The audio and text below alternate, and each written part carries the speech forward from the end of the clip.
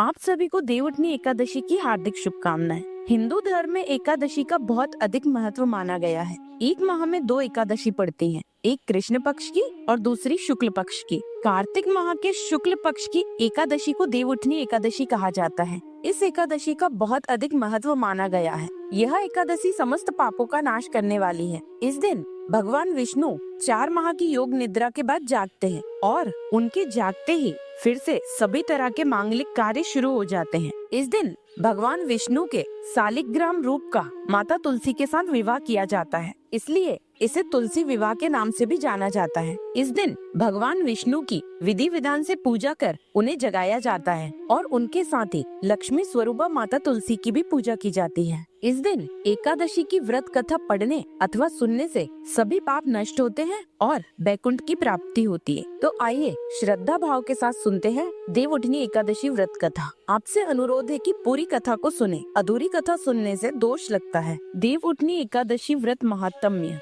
धर्मराज युधिष्ठिर कहने लगे कि हे भगवान, मैंने कार्तिक कृष्ण एकादशी अर्थात रमा एकादशी का सविस्तार वर्णन सुना। अब आप कृपया कर मुझे कार्तिक माह के शुक्ल पक्ष की एकादशी के विषय में भी बतलाया। इस एकादशी का क्या नाम है तथा इसके व्रत का क्या विधान है, इसकी विधि क्या है तथा इसका व्रत करने से किस फल की प्राप्ति होती है। कृपया कर यह सब विधान पूर्वक कहिए। तब भगवान श्री कृष्ण बोले, कार्तिक माह के शुक्ल पक्ष में तुलसी विवाह के दिन आने वाले इस एकादशी को विष्णु प्रबोधनी एकादशी, देव प्रबोधनी एकादशी, देव उत्थान, देव उत्थव एकादशी, देव उठनी एकादशी, कार्तिक शुक्ल एकादशी भी कहा जाता है। यह बड़े बड़े पापों का नाश करने वाली है। इसकी कथा मैं तुमसे कहता हूँ, ध्यान पूर्वक सुनो। देवोत्थान एकादशी व्रत कथा। एक राजा के राज्य में सभी लोग एकादशी का व्रत रखते थे। प्रजा तथा नौकर चाकरों से लेकर पशुओं तक को एकादशी के दिन अन्न नहीं दिया जाता था। एक दिन किसी दूसरे राज्य का एक व्यक्ति राजा के पास आकर बोला,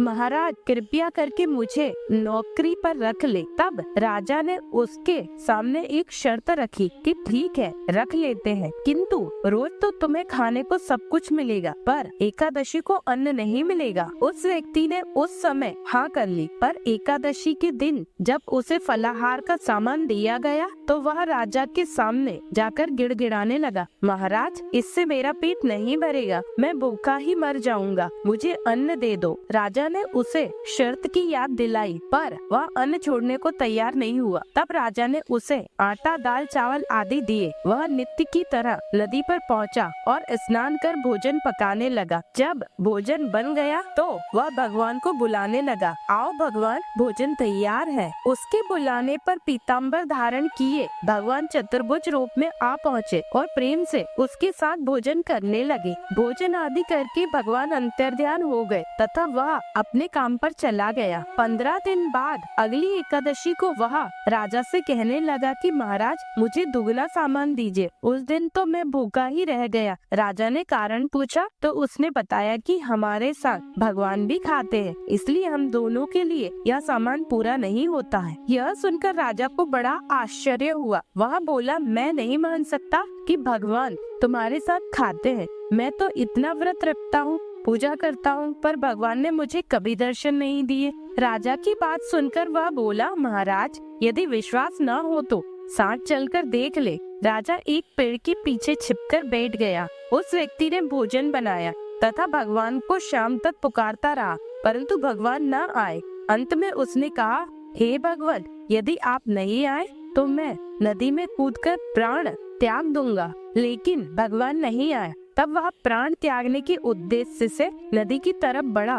प्राण त्यागने का उसका दृढ़ इरादा जान शीघ्र ही भगवान ने प्रकट होकर उसे रोक लिया और साथ बैठकर भोजन करने लगे। खा पीकर वे उसे अपने विमान में बैठाकर अपने धाम ले गए। यह देख राजा ने सोचा कि व्रत उपवास से तब तक कोई फायदा नहीं होता जब तक मन शुद्ध न हो। इससे राजा को ज्ञान मिला।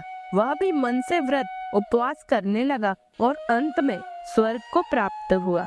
एक अन्य पौराणिक कथा के अनुसार एक राजा था। उसके राज्य में प्रजा सुखी थी। एकादशी को कोई भी अन्न नहीं बेचता था, सभी फलाहार करते थे। एक बार भगवान ने राजा की परीक्षा लेनी चाही। भगवान ने एक सुंदरी का रूप धारण किया तथा सड़क पर बैठ गए। तभी राजा उधर से निकला और सुंदरी को देखकर चकित रह गया। ने पूछा, हे सुंदरी, तुम कौन हो और इस तरह यहाँ क्यों बैठी हो? तब सुंदर स्त्री बने भगवान बोले, मैं निराश्रिता हूँ, नगर में मेरा कोई जाना पहचाना नहीं है, किससे सहायता मांगू? राजा उसके रूप पर मोहित हो गया था। राजा बोला, तुम मेरे महल में चलकर मेरी रानी बनकर रहो। सुंदरी बोली, मैं तुम्हारी बात मानूंगी, पर तुम्हें राज्य का अधिकार मुझे सौंपना होगा। राज्य पर मेरा पूर्ण अधिकार होगा। मैं जो भी बनाऊंगी तुम्हें खाना होगा। राजा उसके रूप पर मोहित था, अतः उसकी सभी शर्तें स्वीकार कर ली। अगले दिन एकादशी थी। रानी ने हुक्म दिया कि बाजारों में अन्य दिनों की तरह अन्न बेचा जाए। उसने घर में मांस मछली आदि पकाए तथा परोसकर राजा से खाने के लिए कहा।